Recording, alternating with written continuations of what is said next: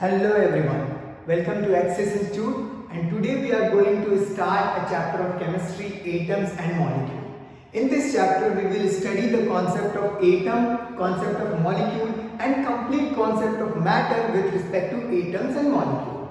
तो हम लोग चैप्टर की शुरुआत करते हैं और देखेंगे कि भाई एटम का कॉन्सेप्ट आखिर आया कहाँ से, कौन सा ऐसा थॉट है जो एटम का कॉन्सेप्ट लेके आया, हमारी दुनिया में एटम नाम की चीज भी एग्जिस्ट करती है, ये हमें किसने बताया। So let's begin the chapter. देखिए एटम का कॉन्सेप्ट हमारे सामने दो ग्रेट फिलोसोफर लेके आए। तो कैसे लेके आए, तो हमें जब मैटर के बारे में पता चल गया that we are surrounded by matter, anything in the universe that having mass and can occupy space is called matter. Matter का कॉन्सेप्ट जब क्लियर हो गया तो फिर ये क्वेश्चन अराइज हुआ कि ये मैटर किस चीज से मिलके बना है, तो उसका answer he concept of atom लेके आए। तो कॉन्सेप्ट ऑफ एटम को हमारे सामने कौन लेके आए, दो ग्रेट फिलोसोफर थे। एक तो थे भारत के महर्षि कनद और दूसरे थे ग्रीक फिलोसोफर डेमोक्रिटस। दोनों ने क्या किया, कॉन्सेप्ट सिमिलर दिया, ऑल्दो वर्ड्स दोनों के अलग थे लेकिन दोनों का कॉन्सेप्ट सिमिलर था एटम के बारे में। दोनों का क्या कहना था that if we go on dividing matter into smaller parts, then a stage will arrive that we will not be able to more simplify that stage of matter and that is called as atom। मतलब अगर हम matter को क्या करें, smaller parts में divide करते जाएं तो एक स्टेज आएगा जब हम उस मैटर को और ज्यादा स्मॉलर पार्ट्स में डिवाइड नहीं कर पाएंगे and that stage of matter will be called as atom. दोनों का कॉन्सेप्ट सिमिलर था, बट जो वर्ड एटम है वो डेमोक्रिटस ने दिया था फ्रॉम वर्ड एटोमा, where as atom word Kanad ने नहीं दिया था। कनद ने क्या बोला था, कनद ने उस स्टेज ऑफ मैटर को बोला था परमाणु। क्योंकि दोनों के लैंग्वेजेस अलग थे इसीलिए दोनों ने वर्ड्स अलग दिए, बट दोनों का कॉन्सेप्ट एटम के बारे में सिमिलर था। तो हमें यहाँ पे ये पता चल गया कि भाई हमारे सामने एटम का कॉन्सेप्ट कैसे अराइज हुआ और कौन लेके आया कॉन्सेप्ट ऑफ एटम। चलिए अब और थोड़ा जानते हैं एटम के बारे में। तो अभी हमने क्या देखा, अर्लियर कॉन्सेप्ट ऑफ एटम अभी हमने देख लिया that atom is the smallest indivisible particle of matter. Matter का क्या है, एटम सबसे छोटा अनडिविजिबल पार्टिकल है। ये था अर्लियर कॉन्सेप्ट जो क्या कहता था कि अगर हम किसी भी मैटर को क्या करें, डिवाइड करना शुरू करें, जैसे मान लीजिए एक पीस ऑफ पेपर है, एक पीस ऑफ पेपर है, ठीक है, इसको हम क्या करें, बहुत ही छोटे छोटे पीसेस में कन्वर्ट करना शुरू करें और फिर ये जो छोटे छोटे पीसेस है इनको फर्दर छोटे छोटे पीसेस में कन्वर्ट करना शुरू करें। तो एक स्टेज आएगा जब हम इन पीसेस को और ज्यादा स्मॉलर पार्ट्स में कन्वर्ट नहीं कर सकते and that stage of matter is known as atom. उस स्टेज को अर्लियर कॉन्सेप्ट में क्या बोला गया था, एटम। ठीक है, तो कॉन्सेप्ट यही यूज किया गया था, मैटर को स्मॉलर पार्ट्स में तोड़ते गए जब तक कि उसको तोड़ ना पाए एकदम स्मॉलर पार्ट्स में, ठीक है, और जब स्मॉलर पार्ट्स में और ज्यादा नहीं तोड़ पा रहे थे तो उस स्टेज को उन्होंने बोल दिया now this is atom because it can not be divided further into more simpler parts. ठीक है, जैसे यहाँ पे देखिए ये एक मैटर है, ये एक मैटर है और ये एक मैटर का कॉम्प्लेक्स फॉर्म है। इसको हम लोग क्या कर रहे हैं, मैग्नीफाई करके देख रहे हैं। तो हमें क्या दिख रहा है कि ये मैटर किससे बना हुआ है, बहुत ही स्मॉल पार्टिकल्स, इसी को क्या बोला गया, एटम। एटम के रेपिटेशन से ये पूरा मैटर बना है। तो ये था अर्लियर कॉन्सेप्ट ऑफ एटम। क्या था कि अगर हम मैटर को डिवाइड करते जाए तो एक स्टेज आएगा जब हम मैटर को और ज्यादा सिंपलर पार्ट्स में डिवाइड नहीं कर सकते and that stage of matter is known as atom. ठीक है, एटम का मतलब ये, ए मतलब नॉन, टॉम मतलब डिविजिबिलिटी, मतलब that form of matter which can not be divided further, जिसको हम और ज्यादा छोटा नहीं तोड़ सकते। ठीक है, तो अब आइए जानते हैं एटम्स के बारे में कुछ और जानकारी हम लोग लेते हैं। ठीक है, तो देखिए जब हमें एटम्स के बारे में पूरी कंप्लीट इंफॉर्मेशन चाहिए तो उसके लिए हमें क्या पढ़ना पड़ेगा, डाल्टन्स एटॉमिक थ्योरी। याद रखिए डेमोक्रिटस और महर्षि कनद ये दोनों हमारे सामने एटम का कॉन्सेप्ट लेके आए कि एटम जैसी कोई चीज भी होती है, लेकिन अब एटम क्या किसी से कंबाइन करता है या फिर किसी मैटर के एटम सेम हो सकते हैं या नहीं सेम हो सकते हैं, बाकी सारी प्रॉपर्टीज एटम की ये प्रेडिक्ट की थी डाल्टन ने through his Dalton's atomic theory. तो चलिए आइए अब हम लोग क्या देखते हैं, postulates of Dalton's atomic theory. तो देखते हैं first postulate of Dalton's atomic theory. First postulate of Dalton atomic theory क्या कहता है, that all matter is made up of very tiny particles called atom. ये तो अभी हम अर्ली कॉन्सेप्ट में भी देख चुके हैं कि जितने भी मैटर है वो बहुत ही छोटे छोटे टीनी पार्टिकल्स से मिलकर बना होता है, जिसे एटम बोलते हैं। यहाँ पे देखिए, आपको यहाँ पे क्लियर हो जाएगा, ये एक मैटर है और ये मैटर किससे मिलके बना है, बहुत ही छोटे छोटे स्फेरिकल पार्टिकल्स से मिलके बना है। इसी को क्या बोला है, एटम्स बोला है। ठीक है, नेक्स्ट पोस्टुलेट क्या कहता है, that atoms are indivisible and can take part in a chemical reaction and can not be created और destroyed during a chemical reaction. मतलब एटम जो होता है मैटर का वो सबसे छोटा पार्ट होता है जो केमिकल रिएक्शन में पार्टिसिपेट कर सकता है और ये केमिकल रिएक्शन के दौरान ना ही क्रिएट किया जा सकता है और ना ही डिस्ट्रॉय किया जा सकता है। मतलब हम एटम को ना ही क्रिएट कर सकते हैं और ना ही डिस्ट्रॉय कर सकते हैं। मतलब जितने नेचर में एटम एग्जिस्ट कर सकते हैं बस उन्हीं का हम केमिकल रिएक्शन करा सकते हैं, बाकी हम ना ही कोई न्यू एटम बना सकते हैं और ना ही किसी एटम को डिस्ट्रॉय कर सकते हैं। ठीक है, तो ये किसका कहना था, ये कहना था second postulate of Dalton's atomic theory. चलिए हम लोग नेक्स्ट पोस्टुलेट देखते हैं डाल्टन्स एटॉमिक थ्योरी का। नेक्स्ट पोस्टुलेट क्या कहता है, that atoms of same element having same chemical property and same mass. मतलब एक अगर एलिमेंट है, जैसे हम एग्जांपल ले लेते हैं एलिमेंट का सोडियम।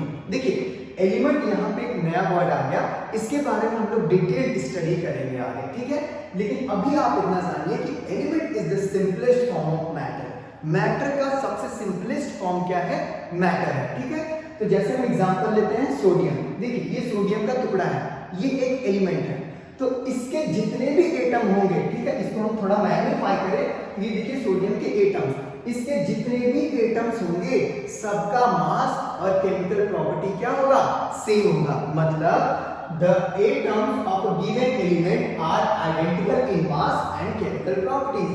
एक एलिमेंट के जितने भी एटम्स होंगे, यहाँ आपको ढेर सारे एटम्स दिख रहे हैं, ये सारे एटम किसके हैं, सोडियम एलिमेंट के। तो इस एलिमेंट के जितने भी एटम्स होंगे सबका मास और केमिकल प्रॉपर्टी क्या होगा, सेम होगा। ठीक है, तो ये किसका कहना था, ये कहना था थर्ड पोस्टुलेट का। चलिए आइए हम लोग फोर्थ पोस्टुलेट की तरफ बढ़ते हैं। तो फोर्थ पोस्टुलेट का क्या कहना था, that atoms of different element having different mass and chemical properties. देखिए थर्ड पोस्टुलेट से ही रिलेटेड है। थर्ड पोस्टुलेट का क्या कहना था कि सेम एलिमेंट के जितने भी एटम है सबका केमिकल प्रॉपर्टी और मास सेम होगा। सिमिलरली अगर डिफरेंट एलिमेंट है तो उसके डिफरेंट एलिमेंट के एटम्स को अगर हम कंपेयर करें तो उनका मास और केमिकल प्रॉपर्टी क्या होगा, डिफरेंट होगा। एग्जांपल लेके देखते हैं, जैसे ये देखिए सोडियम एक एलिमेंट है, ये रहा सोडियम का एलिमेंट, सोडियम का एटम। ठीक है, सोडियम एक element and this is the atom of sodium. अब देखिए आयरन भी एक एलिमेंट है और ये रहा आयरन का एटम।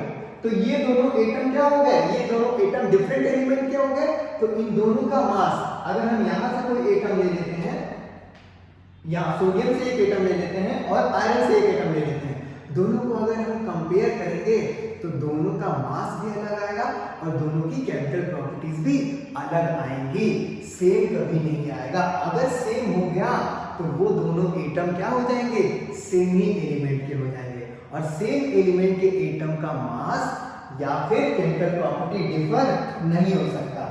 जैसे यहाँ पे सोडियम के इतने ढेर सारे एटम है, तो ऐसा नहीं होगा कि इस सोडियम एटम का मास 23 है और इस सोडियम एटम का मास 22, ऐसा नहीं होगा। अगर इसका 23 है तो इसमें जितने भी एटम्स होंगे सबका मास कितना होगा, 23 होगा। ठीक है, और केमिकल प्रॉपर्टीज भी, अगर ये सोडियम क्लोरीन के साथ रिएक्शन करने की कैपेबिलिटी रखता है तो जितने भी सोडियम एटम होंगे ना वो सब भी क्लोरीन के साथ रिएक्शन करने की कैपेबिलिटी रखेंगे, अलग केमिकल प्रॉपर्टी नहीं शो करेगा। हाँ, लेकिन अगर एटम डिफरेंट एलिमेंट के हैं तो दोनों का मास भी अलग होगा और दोनों की केमिकल प्रॉपर्टीज भी अलग होंगी। ठीक है, तो आइए अब हम लोग देखते हैं नेक्स्ट पोस्टुलेट, तो यहाँ तक हमने देख लिया, यहाँ तक हमने 4 पोस्टुलेट डॉल्टन एटॉमिक थ्योरी के क्या कर लिए, देख लिए, ठीक है। देखते हैं नेक्स्ट पोस्टुलेट क्या कहता है। तो देखिए नेक्स्ट पोस्टुलेट क्या कहता है, atoms combine in simple whole ratio to form compound. क्या होता है कि जो एटम होता है वो क्या, देखिए ढेर सारे एटम क्या करते हैं, सिंपल होल रेशियो में कंबाइन होके एक सब्सटेंस का फॉर्मेशन करते हैं जिसे हम लोग क्या बोलते हैं, कंपाउंड, ठीक है। अब देखिए कंपाउंड के बारे में हम लोग एक एग्जांपल लेके देखते हैं कि भाई ये कैसे कंबाइन कर रहा है एटम। जैसे फॉर एग्जांपल हम लोग लेते हैं H2, एग्जांपल किसका ले लेते हैं, H2। तो यहाँ पे देखिए H2 कैसे बना होगा, ये देखिए यहाँ पे आपको डायग्राम में भी दिख रहा है, जो आपको रेड कलर के एटम्स दिखाई दे रहे हैं, दिस इज ऑक्सीजन, और जो व्हाइट कलर के एटम्स है दिस इज हाइड्रोजन। तो H2 कैसे बना होगा, यहाँ पे 2 हाइड्रोजन और 1 ऑक्सीजन कंबाइन हुआ होगा। तो ये दोनों किस रेशियो में कंबाइन हो रहे हैं, तो they are combining in 2:1 ratio. अब देखिए 2:1 कैसा रेशियो है, होल नंबर का स्मॉल रेशियो है। देखिए होल नंबर क्या होता है, ऐसा नंबर जो नॉन फ्रैक्शनल है, ठीक है। नॉन फ्रैक्शनल डिजिट्स को हम क्या बोलते हैं, होल नंबर। तो हमेशा एटम्स क्या होते हैं, होल नंबर के सिंपल रेशियो में, स्मॉल रेशियो में कंबाइन होते हैं और कंबाइन होके एक केमिकल स्पीसीज का फॉर्मेशन करते हैं जिसे हम लोग बोलते हैं क्या, कंपाउंड। तो यहाँ पे कंपाउंड का कॉन्सेप्ट आ गया जिसे हम लोग आगे चल के डिटेल में पढ़ेंगे, ठीक है। तो कंपाउंड का फॉर्मेशन कैसे होता है, when atom combines in simple whole ratio या small whole ratio then they form compound, ठीक है। हमेशा सिंपल होल नंबर में ही कंबाइन करेंगे, ऐसा नहीं होगा कि वो फ्रैक्शन में कंबाइन करेंगे, ठीक है। ऐसा नहीं होगा कि हाफ ऑक्सीजन कंबाइन कर रहा है किसके साथ, 2 हाइड्रोजन के साथ, ठीक है, ऐसा नहीं होगा, ठीक है। ये जो रेशियो होगा वो हमेशा क्या होगा, होल नंबर में होगा, ठीक है। तो ये हम ध्यान रखेंगे, ओके। चलिए आगे बढ़ते हैं। देखिए अगला पोस्टुलेट जो 6 पोस्टुलेट है, ये भी किसके बारे में है, ये भी कंपाउंड के बारे में है। और ये क्या कहता है, that relative number and kind of a atom in a compound always remains constant. मतलब किसी भी कंपाउंड में जो टाइप ऑफ एटम होता है, काइंड मतलब टाइप ऑफ एटम, और एटम्स का नंबर हमेशा कांस्टेंट रहता है। फॉर एग्जांपल हम H2 का एग्जांपल लेते हैं। अब आप H2 चाहे दुनिया के किसी भी कोने से लेके आइए, उसमें क्या होंगे, हमेशा काइंड ऑफ एटम कौन कौन से होंगे, तो हाइड्रोजन और ऑक्सीजन होंगे। और रिलेटिव नंबर मतलब 2 हाइड्रोजन और 1 ऑक्सीजन, या फिर 1 ऑक्सीजन और 2 हाइड्रोजन। हमेशा चाहे आप दुनिया में कहीं से भी वाटर लेके आइए, ठीक है, उसमें नंबर ऑफ एटम क्या होंगे, 3, टोटल नंबर ऑफ एटम 3 होंगे। काइंड कौन कौन सा होगा, 2 हाइड्रोजन और 1 ऑक्सीजन, ठीक है। मतलब हाइड्रोजन और ऑक्सीजन मिलके ही H2 बनाएंगे, और 2 हाइड्रोजन और 1 ऑक्सीजन ही मिलके H2 बनाएंगे। ऐसा नहीं होगा कि 4 ऑक्सीजन और 1 हाइड्रोजन मिलके वाटर का फॉर्मेशन करते हैं, नहीं। हमेशा किसी भी कंपाउंड में relative number and kind of atom remains constant. एक और एग्जांपल ले लेते हैं, CH4 का एग्जांपल ले लेते हैं। देखिए आपको यहाँ पे CH4 दिखाई दे रहा है, ठीक है। CH4 में क्या है, ये जो ब्लैक कलर का एटम दिख रहा है this is carbon, and white colour का जो एटम दिख रहा है दिस इज हाइड्रोजन, ठीक है।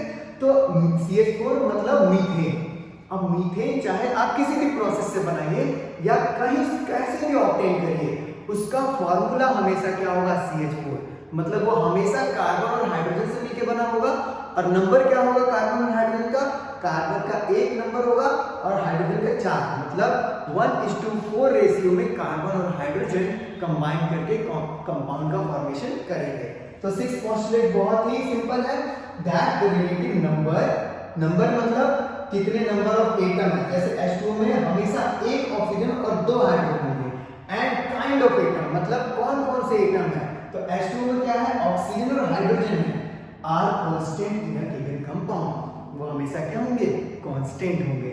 तो ये था क्या, डाल्टन एटॉमिक थ्योरी, जो किसके बारे में बताता है, एटम के बारे में हमें कंप्लीट कॉन्सेप्ट, कंप्लीट नॉलेज देता है।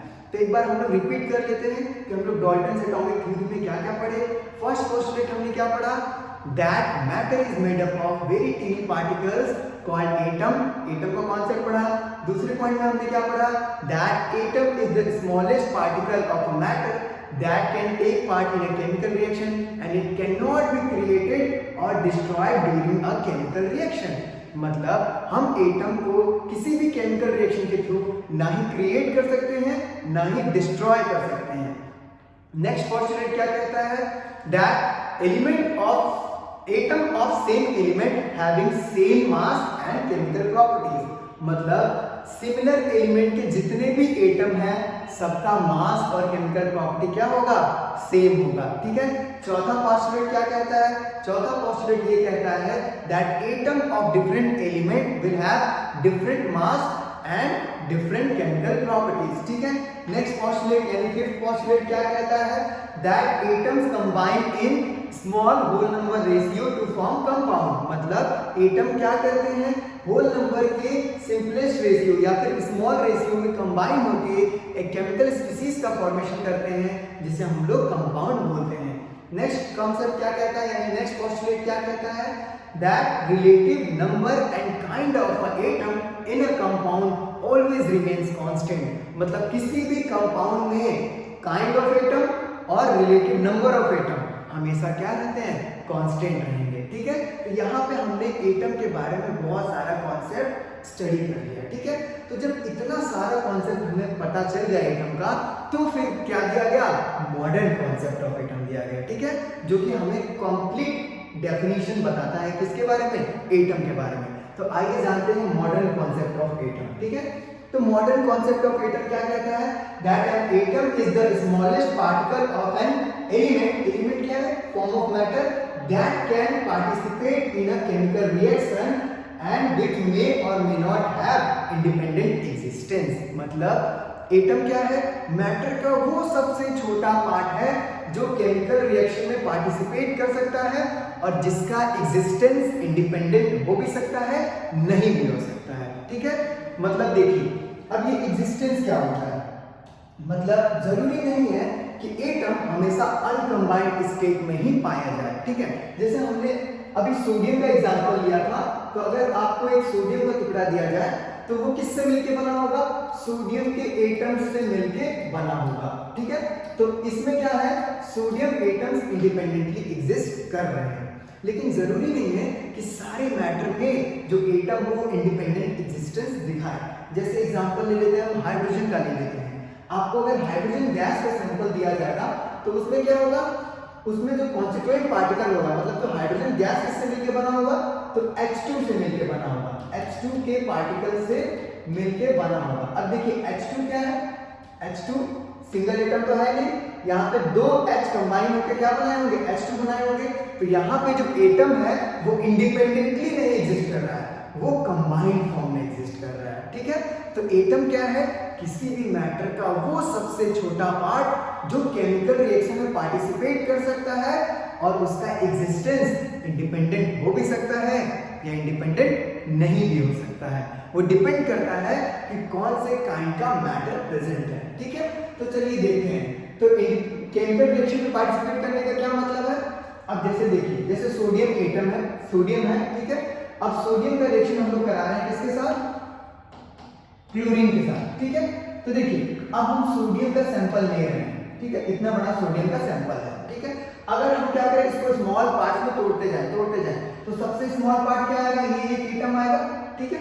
तो यही सोडियम का एटम केमिकल रिएक्शन में पार्टिसिपेट कर सकता है। अगर हम इसको और ज्यादा तोड़ दें, एटम्स को भी तोड़ दें, ठीक है, तो फिर ये केमिकल रिएक्शन में पार्टिसिपेट ही नहीं कर पाएगा। क्यों? क्योंकि जैसे ही एटम को तोड़ेंगे तो एटम के अंदर जितने भी सब एटॉमिक पार्टिकल्स हैं वो बचेंगे। ठीक है। और वो क्या करेंगे? वो केमिकल रिएक्शन में पार्टिसिपेट करेंगे नहीं, फिर वहां से उस मैटर की आइडेंटिटी ही लॉस हो जाएगी। ठीक है। तो वो सबसे छोटा पार्ट जो केमिकल रिएक्शन में क्या कर रहा है? पार्टिसिपेट कर रहा है, वो एटम है और उसका एग्जिस्टेंस इंडिपेंडेंट हो भी सकता है, नहीं भी हो सकता है। देखिए सोडियम के केस में एटम सबसे छोटा पार्ट है, ये रिएक्शन कर रहा है। ठीक है। क्लोरीन के केस में भी सबसे छोटा पार्ट एटम है, लेकिन यहाँ पे एटम इंडिपेंडेंट एग्जिस्ट नहीं कर रहा है। क्लोरीन के केस में एटम इंडिपेंडेंट एग्जिस्ट नहीं कर रहा है, जबकि सोडियम के केस में एटम इंडिपेंडेंट एग्जिस्ट कर रहा है और ये केमिकल रिएक्शन में पार्टिसिपेट कर रहा है। ठीक है। तो यहाँ पे हमने क्या देख लिया? यहाँ पे हमने देख लिया मॉडर्न कॉन्सेप्ट ऑफ एटम। ठीक है। तो मॉडर्न कॉन्सेप्ट ऑफ एटम देखने के बाद अब हम लोग क्या जानेंगे, अब हम लोग जानेंगे कि भाई ये जो एटम है केमिकल रिएक्शन में अगर पार्टिसिपेट कर रहा है तो इसको हम लोग कैसे सिंबॉलिकली रिप्रेजेंट करें, या फिर एटम की साइज देखेंगे। ठीक है, तो अभी हम लोग क्या देखेंगे कि एटम का साइज कैसा होता है, और फिर हम लोग देखेंगे सिंबॉलिक रिप्रेजेंटेशन ऑफ एटम। ठीक है, तो आइए देखते हैं कि एटम कितना बड़ा होता है। तो क्या रीजन है कि हम लोग एटम को देख नहीं पाते, अपने अराउंड हम लोग घिरे हुए एटम से, जितने भी मैटर हैं सब कुछ एटम से मिलकर बना हुआ है, हम लोग खुद एटम से मिलकर बने हुए हैं, तो फिर हम लोग एटम देख क्यों नहीं पाते हैं। तो हम लोग एटम को देखने का इमेजिन भी नहीं कर सकते, इसलिए नहीं कर सकते because they are extremely small in size. तो कितने छोटे हैं होते हैं, तो 1 मीटर से वो 10 to the power 9 times smaller होते हैं। 1 मीटर से कितने स्मॉलर होते हैं, 10 to the power 9 times smaller होते हैं। ठीक है, तो मतलब अगर 1 मीटर इक्वल टू लिखे तो 1 upon 10 to the power 9 times क्या होंगे, वो स्मॉलर होंगे। ठीक है, तो इतने छोटे साइज को हम लोग किस में मेजर करते हैं, हम लोग मीटर में नहीं मेजर करते हैं, तो हम लोग और smaller unit of length use करते हैं जिसे हम लोग बोलते हैं नैनोमीटर। ठीक है, तो नैनोमीटर क्या होता है, नैनोमीटर कैसे रिप्रेजेंट करते हैं, तो 10 to the power -9 मीटर को क्या बोलते हैं, 1 नैनोमीटर। ठीक है, 10 to the power -9 nanometre metre को क्या बोलते हैं हम लोग, 1 नैनोमीटर। ठीक है, क्योंकि एटम का साइज इतना स्मॉल होता है इसलिए हम लोग क्या यूज करते हैं, बहुत ही smaller unit of length use करते हैं, दैट इज नैनोमीटर। ठीक है, देखिए अगर हमें एटम का साइज मेजर करना होगा तो एटम को हमने क्या एज्यूम किया है, एटम को हमने स्फेरिकल एज्यूम किया है। ठीक है, तो स्फीयर का अगर हमें साइज मेजर करना होगा तो किस फॉर्म में करेंगे हम लोग रेडियस के फॉर्म में करेंगे। ठीक है, कि स्फीयर का रेडियस कितना ज्यादा या कम है।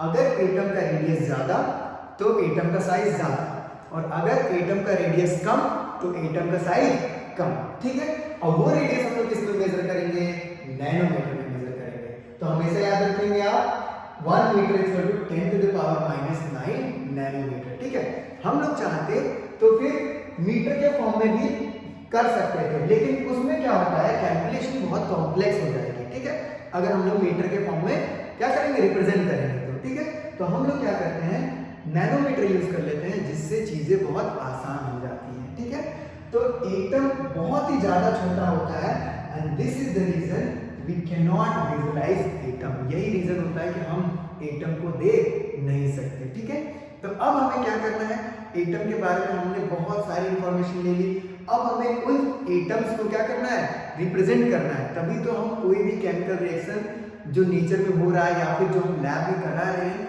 उसको हम दिखा पाएंगे दुनिया के सामने। तो हम लोग कैसे सिंबलाइज करेंगे, सिंबॉलिकली हम लोग कैसे एटम को रिप्रेजेंट करेंगे, आइए देखते हैं। तो देखिए पहली बार किसने शुरुआत की थी एटम को सिंबलाइज करने की, तो पहली बार डाल्टन ने शुरुआत की थी, किसको, एटम्स को सिंबलाइज किया था, और कुछ एटम के सिंबल्स उन्होंने दिए थे। जैसे देखिए यहाँ पे ये क्या है, ये हाइड्रोजन का सिंबल है। ठीक है, सर्कल बना के बीच में डॉट। ठीक है, ये है फास्फोरस का सिंबल। ठीक है, ऐसे करके उन्होंने डिफरेंट एलिमेंट्स के क्या यूज किए थे, सिंबल्स यूज किए थे। ठीक है, ये सिंबल्स कौन यूज किया था, डाल्टन यूज किया था। तो वो केमिकल रिएक्शन जहां भी कराते थे या जहां भी उन एलिमेंट्स को उन्हें दिखाना होता था तो वो इन सिंबल्स के फॉर्म में दिखाते थे। ठीक है, फिर बाद में सिंबल्स का यूज कौन किया, बाद में सिंबल्स का यूज बर्जीलियस ने किया। तो बर्जीलियस ने सिंबल का यूज कैसे किया, तो देखिए ये जो एटम होते हैं ये मैटर के ही पार्ट होते हैं, और मैटर का सबसे सिंपलेस्ट फॉर्म क्या, एलिमेंट। ठीक है, तो एलिमेंट का जो भी नाम होता था ना, ये उस नाम के बेसिस पे एटम्स का यानी एलिमेंट्स का सिंबल देते थे। तो सिंबल क्या होता था, नाम का फर्स्ट लेटर हमेशा कैपिटल, और अगर सेकंड लेटर है तो वो हमेशा स्मॉल होगा, कैपिटल में नहीं होगा। ठीक है, ये कौन यूज करता था, बर्जीलियस। तो इन्होंने क्या किया था, Berzelius suggested that symbol of element made from 1 or 2 letter of the name of atom of element. मतलब जो सिंबल होगा वो एलिमेंट के नेम का या तो सिंगल लेटर से रिप्रेजेंट कर सकते हैं या तो 2 लेटर से रिप्रेजेंट कर सकते हैं। सिंगल लेटर से रिप्रेजेंट करेंगे तब तो कोई बात नहीं है, वो सिंगल लेटर क्या होगा, कैपिटल में होगा। लेकिन अगर हम 2 लेटर्स के फॉर्म में रिप्रेजेंट कर रहे हैं तो फर्स्ट लेटर क्या होगा, कैपिटल और सेकेंड लेटर क्या होगा स्मॉल, ठीक है। और इन्हीं के मेथड को आज हम लोग अपनाते हैं और एटम्स को सिंबॉलिकली रिप्रेजेंट करते हैं, ठीक है। तो एटम का सिंबल्स कौन डिसाइड करता है? एटम का सिंबल अभी IUPAC डिसाइड करता है, ठीक है। IUPAC क्या है? IUPAC एक ऑर्गेनाइजेशन है, एक यूनियन है। इसका फुल फॉर्म क्या है? International union of pure and applied chemistry, ठीक है। ये क्या करता है? सिंबल्स और नेम्स, ठीक है, किसी भी कंपाउंड का, एलिमेंट का सिंबल्स या नेम डिसाइड करना होता है ना, तो हम लोग IUPAC के रूल्स को अप्लाई करते हैं, फिर उसका सिंबल या नेम को क्या करते हैं? डिसाइड करते हैं, ठीक है। तो IUPAC ने क्या रूल दिया है?